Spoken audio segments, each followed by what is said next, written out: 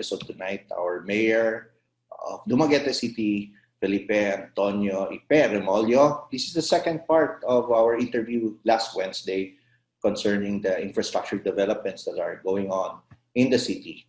And sa dinami-dami, no, sa kadaghanan ng mga proyekto, it had to take 2 series episode, no, for last Wednesday and tonight.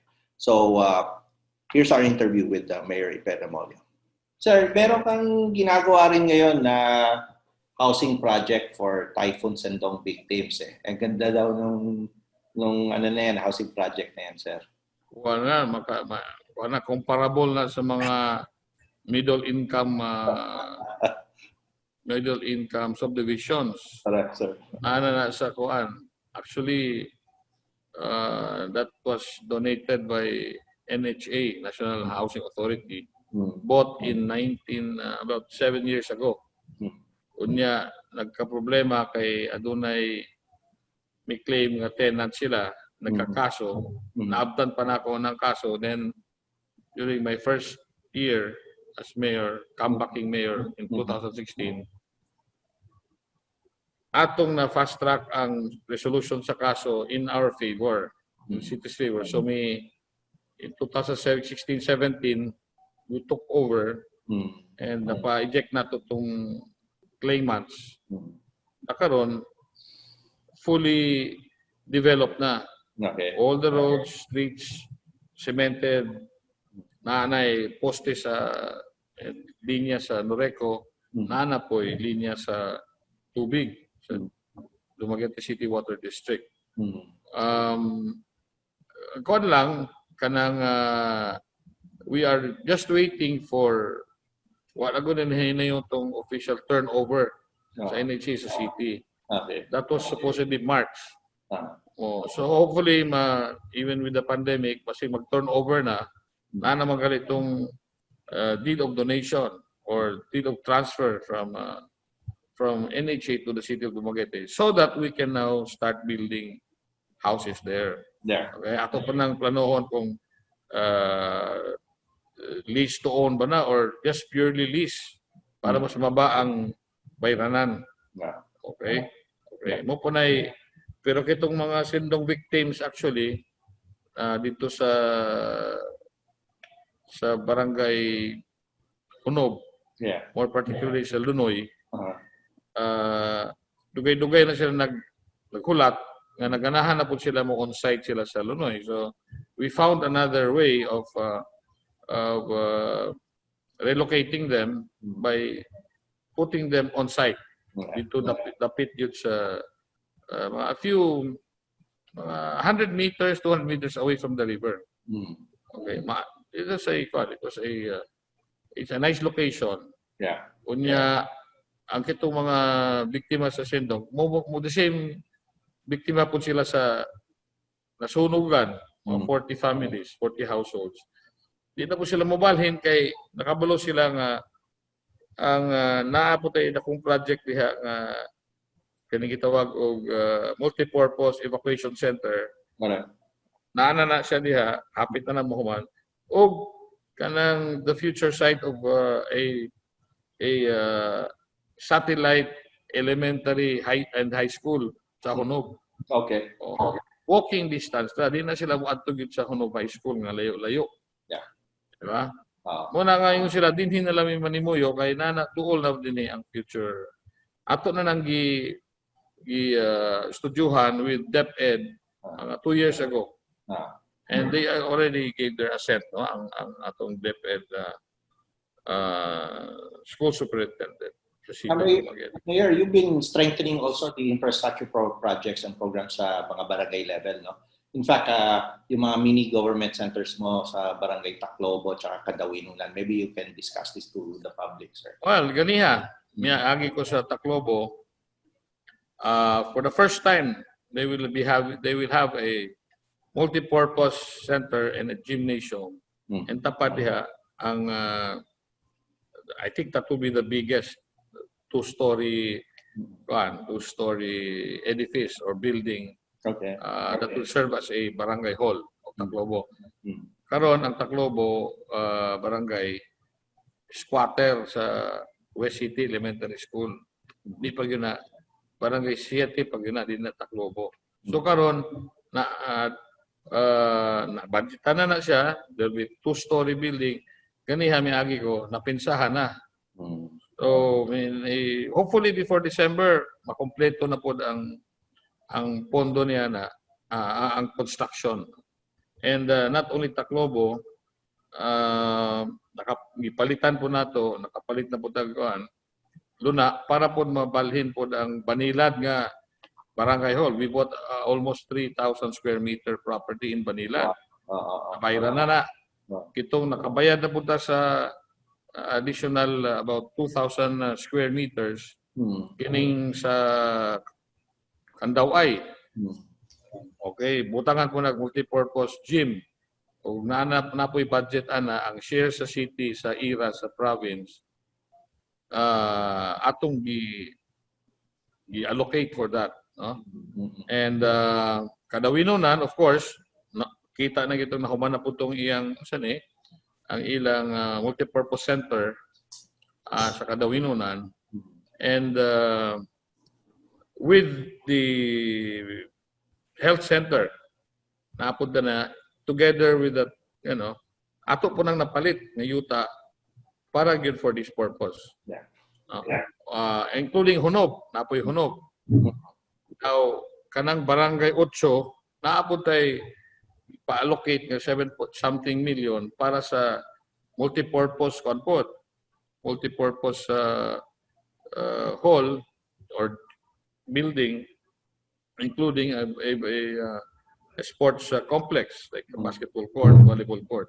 Okay. Sa barangay 8. Lugar na lang atong gitanaw diha karon nga ma-negotiate nato na para for the first time adunay multipurpose center Okay, sir. barangay. Sir, baka pwede nyo i-discuss further yung Metro Dumaguete na diversion road natin, sir. Yes. Ang diversion road, that's a national government project. Although nakakuha na siya, naka-align na sa atong master plan kaniadto pa. Very faster pace na karon ang construction because na-settle na ang mga major bottlenecks or problems. But there's still one or two road right-of-way issues that have to be resolved. Pero na naman ni sa korte, tungod lagi sa COVID, wala, gihulat lang ta og cheque gikan sa Region 7 na DPWH para ma-deposito na sa court so that the court now can issue that order or a writ of possession. Correct. Para mo lahos na gini. Kining atong diversion road, malingaw ka kay tuan na po ni siya, naana ni duol na kay sa bakong, palapad na tag 20 meters. Okay? Kaning kadawinunan, talay, tuan na po dito. Buwa na sa imong favorite nga kining Vida Royal. Mag-agi-agi ka diya, mabuntag. Oo. Una mulahos na sa Batinggil, paingon na po na dito sa Kamanhak. Then Sibula na. Pag buhuman na dako kayo nag-impact sa traffic situation sa Dumaguete. Mo abri naman atong duha ka bridges. Plus there will be more roads nga atong pag-aablihan. At least 10 meters wide. Nakaplano na sa atong City Planning Office. Very good. So, muna yung mga infra nga pusot-pusot. Okay? Nga ato kong ipili nga high impact ni sila para long-lasting, high impact sa panginabuhi sa atong dakbayan. Especially in the field of mobility. Number 2, business. Business ko importante kay pag maabli na dakong dalan, ang mga negosyo, okay, spread out naman. Di na po mag-traffic kay ang mga warehouses at naman sa kabaranggayan. Correct. In fact, pag naana po galit ay road construction projects sa atong future satellite market sa Bahong Pandan. Correct, correct. So, naapo na siya diha. That's a 3-hectare net property nga gidonate sa mga wanos sa una, gibawi, unya gibalik nato karon. Okay? It was donated in 1998 when I was first mayor. Then, gibawi, nagkakaso, giuli, paglingkod ako, giuli na po na to. Wow. So, kana siya, that is only the main property. We donate pag yung mga wano o about 1 hectare para sa kaning connecting roads. Roads connecting to the diversion road. Karon atong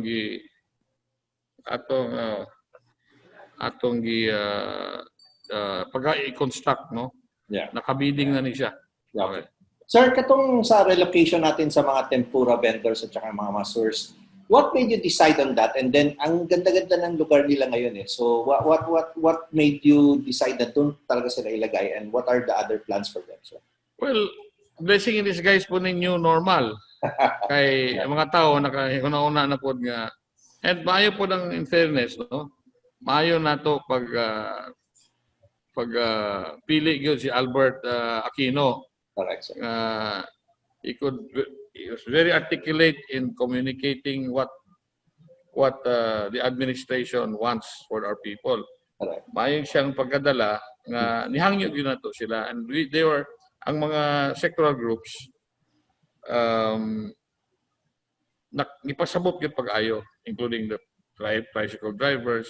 And we're talking of the tempurahan o masahista. They understand na kung full blast po ta dayon, basig mo balik na ang COVID sa Dumaguete, basig mo makabalik na po ta sa ECQ. God forbid, no? Palayo lang, no? Kaning ECQ, MDCQ. There are a lot of a number of kaning mga LGUs nga unta na ma-recover, mibalik. Okay? Makabalik sa pagkastrikto. Una nga, I hope this will not happen to us. So, calibrated ang atong pag-open sa negosyo. In fact, gamitin naman ta sa mga stakeholders, mga negosyante, sa mga hotel and restaurant operators. Nga, sabtalang government, from 9 o'clock ang curfew, sign na po executive order, himon na ibalik tong 10 o'clock curfew. That's right. And then, hinahinayog abli ang mga restaurants, mga hotels. Basta lang natay PCR, atong yun ang PCR, RT-PCR test, swab test. Okay. Unya, hopefully, ang atong NOPH, ma-approve na itong ilang application, accreditation sa ilang molecular laboratory. So that anhin na mismo din sa Negros Oriental ang swab testing. Karon ato pumunta sa Cebu. And I think Silliman University is also applying for accreditation. Silliman University Medical Center. Kung naana na, medyo confident na ta nga dinhin na ang atong pas-pas na po ang resulta. Within 1 day or even a few hours, daghan na tang ma-swab. Just to further protect our people. Now, ito yung so far parang kumbaga sa kay Picasso masterpiece mo, no? Ito yung pinaghirapan mo talaga and possibly becomes now the landmark for Dumaguete City. Yung shoreline protection mo sa boulevard. Tell us more about what's going to happen there and what's going to when exactly do you think it's going to be finished? Well, karon na define na tong area fully. The 1.8 hectare property or extension of the boulevard, na-define na siya, na fully concreted and gitong gitawag og wave deflectors in place na. No? Karon we are now on the gitawag og landscaping. Okay? Now, ang sa landscaping na to, timing po kayo ta nga nakakuha po pondo sa DBM Correct. Dakong pondo for landscaping, including the putting up of the trees and grass and sand o kato mga benches, mga suga. Dati suga, there will be 67 lamppost. Wapay lamppost para mo musiga gyud maayo, malandagan gyud kayo ang danagan ang dumagi ang atong 1.8 hectare property extension. Wapay labot tong parang sa Coliseum nga mga suga para sa pasugan man nato tong atong mga volleyball courts, beach soccer courts, napay frisbee court o uban pang mga areas. Karon na gani wa pa na human na naman tay karon as we speak now naanay habit na human ang pag gama og raal itong mga lingkuranan nito katong gitawag og mga bound breaker kanang seawall. Okay. Ana na siya raal mga pila ka metros na lang mahuman na tanan makompleto na. Yeah. And gisugdan na nato sa pantawan kitong pag install o paver blocks. Correct. Mura na siya kitong cobblestone. By Monday or next week makuha na ni siya. Magsugod at tagputang o royal palm trees. Nakalinya na siya. Okay? Where the where the white sands and the corals. Napoy with the palm trees tall and stately. Munay atong kuan sa Siliman. Among Siliman him. Oh yeah. Tall trees with the palm trees tall and stately. Munay ibutang nato dito. I understand may royal palm trees, ha? I understand may amphitheater daw na gagawin kayo doon, sir. Yes, ato pang ipa-design nga kana mo pantawa na to diha ron mas dako, lapad, kanang sandurot. Sus ko may kaning sige mataga celebrate og sandurot kanang panghimamat. That's right. Di na ta magbutak itong atong gamantin na tag stage nga tama. Gamay ra kini basay bisag tibok tinago tingali maigo diha. Yeah. Oo. And I'm happy nga kaning atong kuan kaning atong kasugod mo guni sa kaning atong reclamation kasugod mo guni sa beach courts, no? Correct. Na by next week na napuntay activity diha, di ba, sa atong mga empleyado Sa celebration sports fest. Yes. Sa atong in celebration of our civil service 120th year correct, sir. Anniversary. That's right. Okay. Unya every night, every afternoon, daghan kayong gadula diha, babaeng lalaki, LGBT, bata, gulang. I mean, makakuan ka.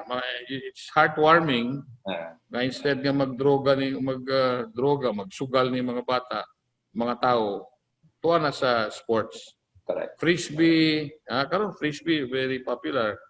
Handball, beach volleyball, beach soccer. correct. Mas mulapad na ilang area kay kuan naman, naman ang atong itawag og north wing. Yeah. South wing mo itong giuna, karon north wing. Napay center karon plus a 15-meter wide alley or a road, center road connecting dito sa Burgos Street. Unang gana ka magpakasal usob, hindi na ka diha, paingon ka simbahan, Burgos Street.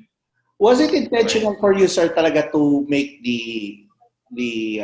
yung shoreline protection mo in that area, then going through Burgos, and then sa may quadrangular, and going to the church? Was that really part of your master plan? Really? That's the part of the plan. But it just started with the base volleyball court. But nasayangan ta kay maguba raman kung dili nato protektahan. Correct. And by sheer coincidence, ha? Murag na foresee na to ang future. Di man ta Ginoo, di mo ta Madam Auring. Kay isa ko'y magtuo nga kinahanglan tag moabot nato ang COVID virus diri unya one of the 3 globally accepted protocols kining physical distancing. So you need really public spaces. That's right. Pag jogging ka, lapad nga lugar kay to physically distance. Kung walay lugar, bisan pag tulura mo, hindi ka maka physically distance kay may lugar, huot man. Karon gawas nga mulupad ang Dumaguete, mulapad ang Dumaguete. Lapad Dumaguete ng tabo. Okay? Maka-expand pa ta sa atong shoreline protection dito sa Tinago and even sa Candayong. Correct. Okay? Of course, with DNR approvals na. Sir, na-intriga ako dun sa obelismo. Maybe you can share more and elaborate it more. Saan ka nagka-idea na lagyan ng obelisk na siya sa may Rizal Park, sir? Well, kinahanglan ta og of course an iconic structure in Dumaguete. And na-discuss nato ni sa usa ka di na nato sa i-preempt kay ato na lang i-formalize ang iyang donation. Correct. Maybe in a few weeks time. Okay? 101% pag yun siya. Okay. Formality na lang. By October, ato na mo ground break na ta. No? Wow. Okay. And the best site would have been, the best site is really the park. Okay. Park because ang building, ang structure, is facing right across the Presidencia. Diyan sa Quezon Park. So magkakuan ni siya, it will be part of the heritage area, Dumaguete. Okay. Nga duol ra pod sa atbang ra gyud pod sa kuan sa belfry o sa simbahan. Reachable na ay parking area na daan. O na kay scenic elevators. One facing east sa dagat o sa facing east sa dagat and one facing west sa ining Cuernos de Negros. Nato mountain range. Very beautiful. Okay. And we are lucky. Post-COVID, na mga new structures, iconic structures. Kinahanglan magpakita po nato ang pagkaisa, no, ang cooperation and unity amongst our mga genuine Dumagueteños. Dili lang tong mga Dumagueteños in name, pero they do not put their money where their mouth is. Sige nagreklamo, di ba? That's right. Ining gahilom-hilom ra, although ipakita nila nga pareha ng mga palm trees nato diha, I thought initially nga palito na to ng 10,000. Correct. Dagko naman to 15,000, mahal na. Yeah. Pero nakakita ko mga civic-minded citizens and they will be later on or formally thanked, no, or recognized. I realize na pwede na din i-donate nila. Just because of the sugdan rag usa, daghan na mo donate, daghan na mo cooperate. Yeah.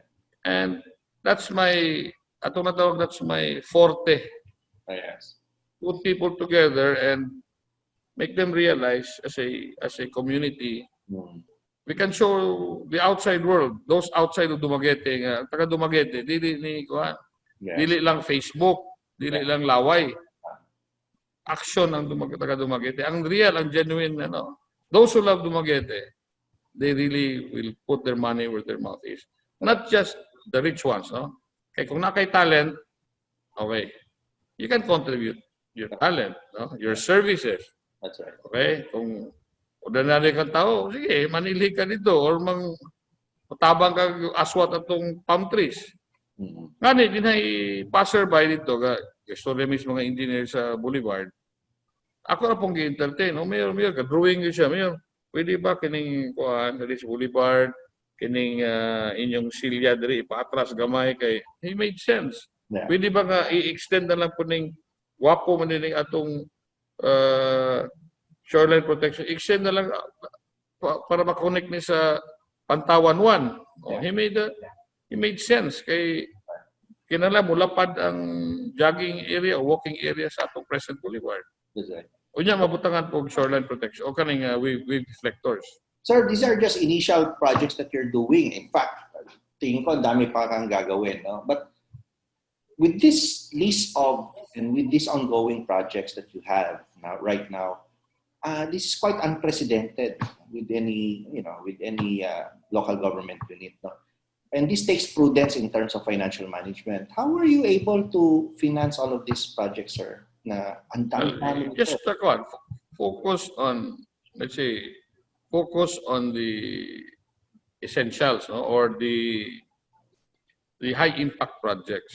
Okay? Yeah. Oh, and daghan tag savings. Uh-huh. Daghan kitag savings. One, kanang mga official trips. Nako, ubang mga public officials, di na mo ipa-reimburse. Correct. Even here and abroad, Correct. nakasave na. Kanang mga affairs sa City Hall o sa mga barangays, nga mo, di na tamo gastong hotels. Ari na sa akong balay. Kung sa ilang mga activities, mga meetings, di na matong mga hotels, ari na nakasave ta.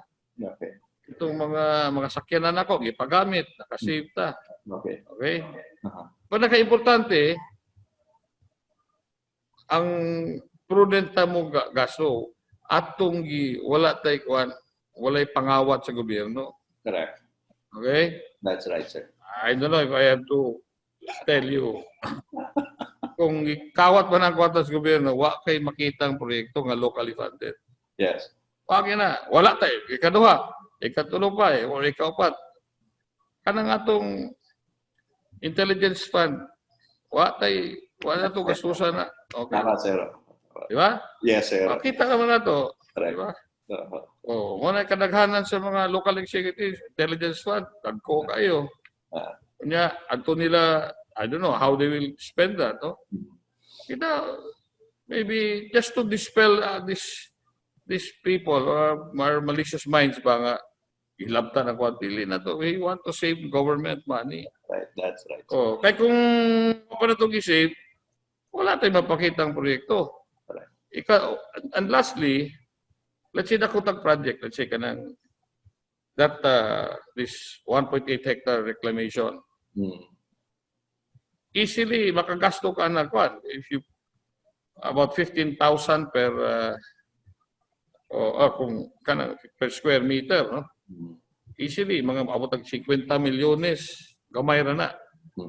Mo build ka ning wave deflector o kitong mga mo palit pa kag mga boulders, tracking, heavy equipment, kaning mga filling materials. Incidentally, we were able also to generate support from private sector, government sector. Kaning atong 10,000 cubic meters of sand, kaning soil, pang filling material, gi-donate na sa usa ka developer sa diri sa ang construct sa Spatial, Philinvest Spatial, who incidentally was my classmate in law school. Ilang truck, ilang gihakutan para madala ni. Tatanawan ang savings ni mo, ana. That's right. Okay?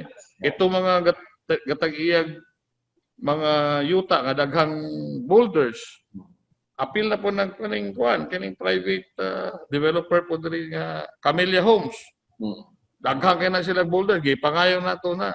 Gibutang po nila dito. Private individuals, moabot pa ning Dawin, manguha pa ta na, abot pa din siya, nanguha pa ta. Silang Jackie Antonio, Arnold, they also donated stones. Daghang mo donate, ipakuha lang. These are civic-minded citizens. And we encourage them. Okay? That's why credibility is very important in leadership. Correct. Kung hindi ka credible, wala kay salig ni mo ni sila, you cannot generate community cooperation, support. Okay? Dili lang sa community local.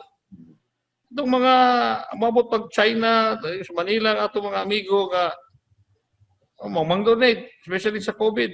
Yeah. Face mask, face shield, mga local community.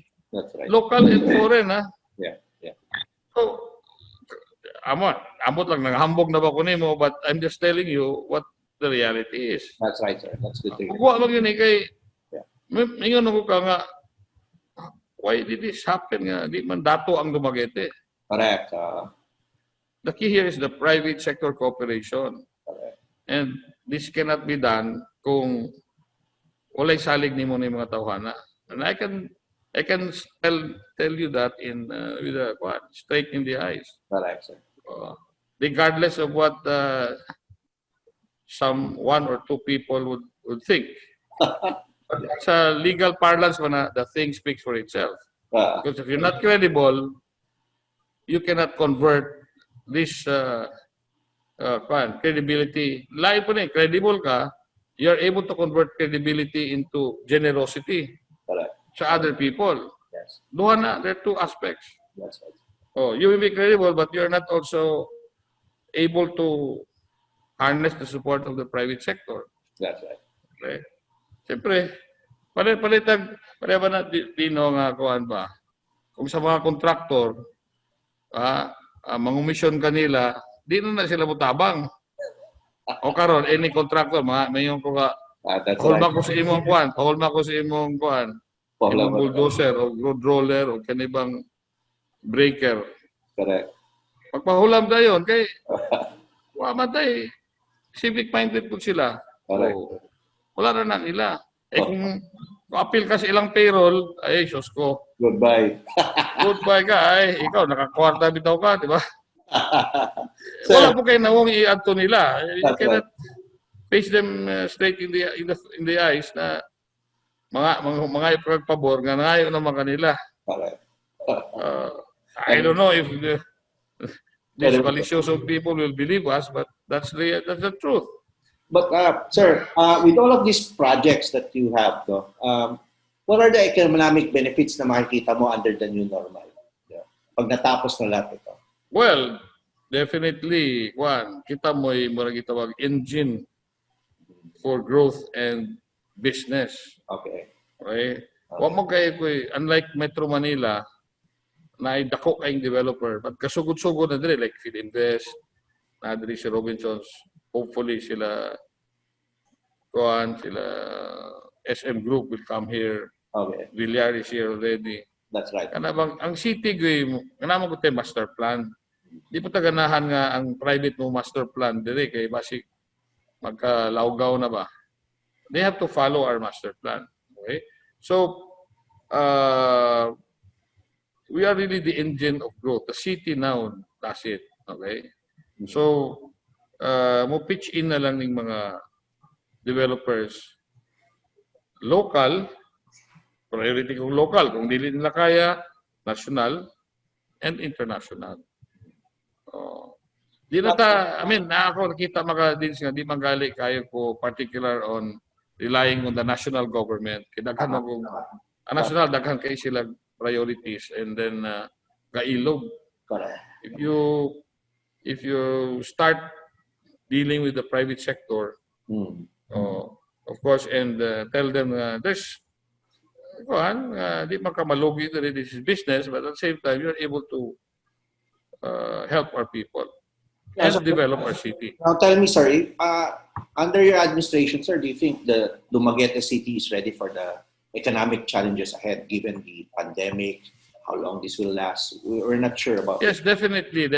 Not just in the infrastructure, no? Yes, sir. Amot lang na-mention ba nimo tong ang atong social services, wala nagkulang sa tao. Correct, sir. Kapila ka, I'm planning to have a third round of distribution of rice. Tanan na. Correct. Ang nangita na kong pondo, even before December. We distribute October, November. Lain pa putang December. So wala gyud nato gikuan, napagid tay pondo nga makitaan nga wala i-balance nato ni infra to generate economic growth and naputay sa social services. And walay ma-displace. We will now encourage small or MSEs, no? MSMEs, micro, small, medium enterprise. Okay. Kay munay key sa economic growth, dili na sila magsalig sa gobyerno for livelihood. Correct. Yeah. City government, trabaho, ato na ta, give them tagayan na sila, ipahiluna na sila and explain to them. And that's it, no? They put order. Yeah. You know. Now, sir, in terms of obstacles, sir, no, institutional or otherwise, what do you think prevents Dumaguete from realizing its full potential as a prosperous and livable city? Ang possible obstacle, well, lack of political will, but we have that, no? Correct. Political will. Ang possible obstacle is just too much politicking of That's right, sir. of some groups, no?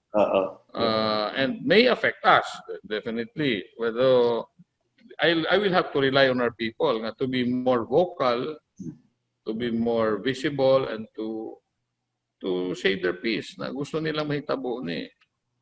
Okay. I'd like as much as possible to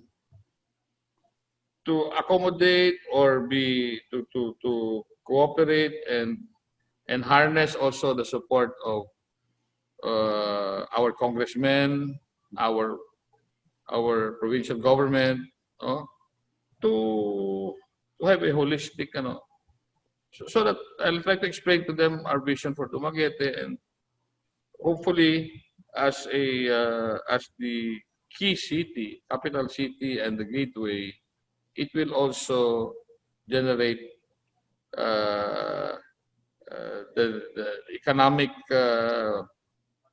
prosperity for the entire province and for the three districts in Dumaguete.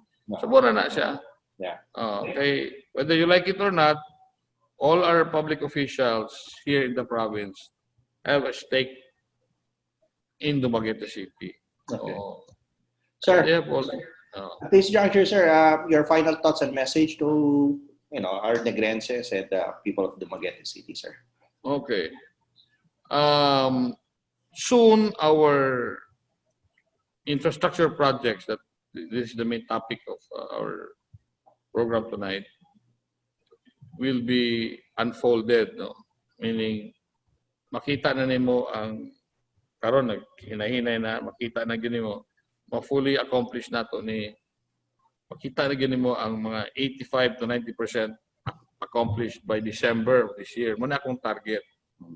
Before the end of my term, humanan na ni tanan. Okay? And others pa nga, wala na akong na-mention. Okay? Para if my wife says, time is up, you have to come back to Manila, yeah, time is up. Okay? Kuha naman ko, I'm a borrowed public official. Ipahulam raman ko ang akong services, ipahulam ra sa akong pamilya para sa Dumaguete. Okay? That's why walay ikabalaka ng uban ng mga wannabes. Kay si Ipe Remollo walay anak, asawa, igsuon nga gitrain para mosunod niya. Public service starts and ends with me. Importante lang I came in with a good name, I'll come out with a good name. Bisan pagdagan mo daot nimo, the truth will always come out. Okay? And ayaw na. Just wait for my term to end. Okay? Di na ta kinahanglan mo kuan. Kung if you have a better alternative, you want to be the mayor of Dumaguete, just show a better alternative. Tama na ng mga politikang dunot nga pamulitika ba nga kuan. Nasa airwaves. We don't want that. Okay. And so that will be a legacy also. Kay di man ni ato ning kuan steward naman ta. We have a fixed term. For as long as our people want us, then we're here. Pag yung mga tao nga, namay mas maayo nimo mayor, dili nabalaw namin nimo. Sa imong let's talk. Let's not talk anymore. So, goodbye. Diba? And thank you for, but I'm sure, I'll make sure nga you will not forget me by the things that I will be leaving behind. Right. And this will be, it will last for a long, long time. Dili ni palliatives. The things that we'll be doing will be long time remembered and used by our people. Mm-hmm. Dagan salamat. Okay. Dagan salamat. Okay, Dinno. Okay. Dagan salamat, Mayor Ipe. And we'll be back with Mayor Ipe for our next episode concerning social services naman po that he's doing, his city government is doing in Dumaguete City. So that's our episode for tonight. I'm Dok Dinno. Be well.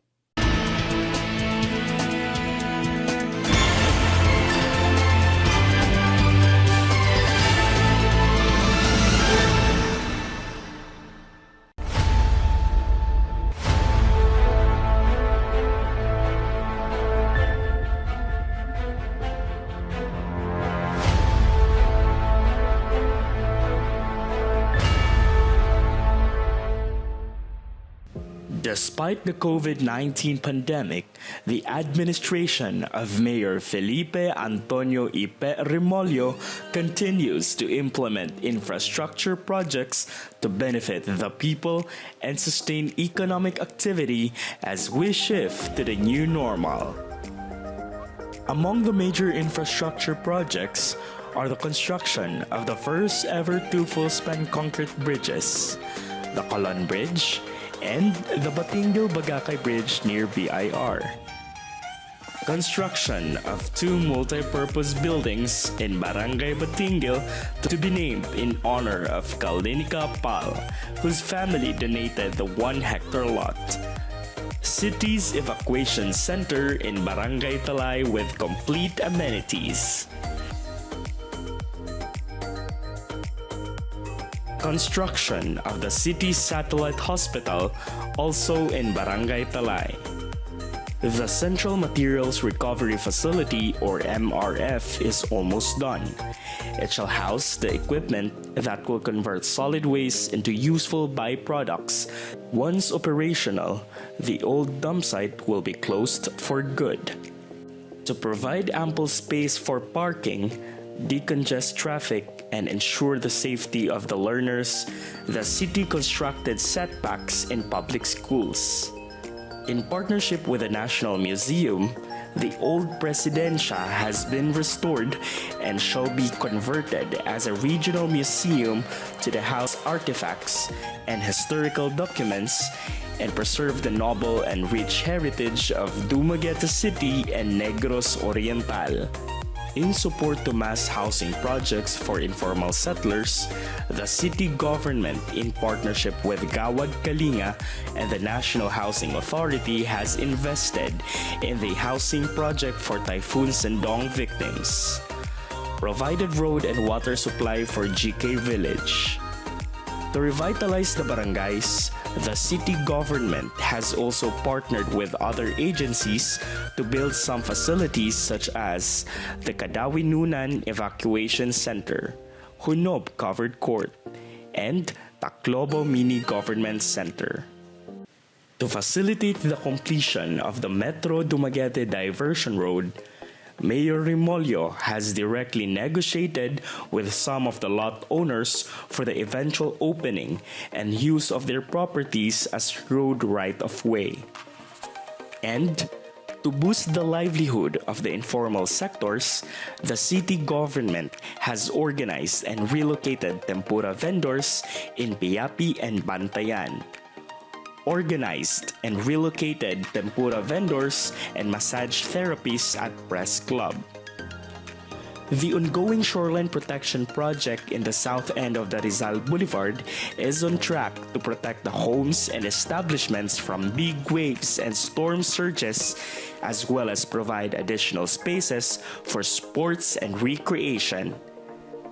And as a testament to Dumaguete's unique place, the city government will soon embark on a partnership to build a soaring landmark that will forever change the city's skyline. All these infrastructure projects and initiatives underscore the strong commitment of the Remollo administration to build a city that is livable and prosperous under the new normal.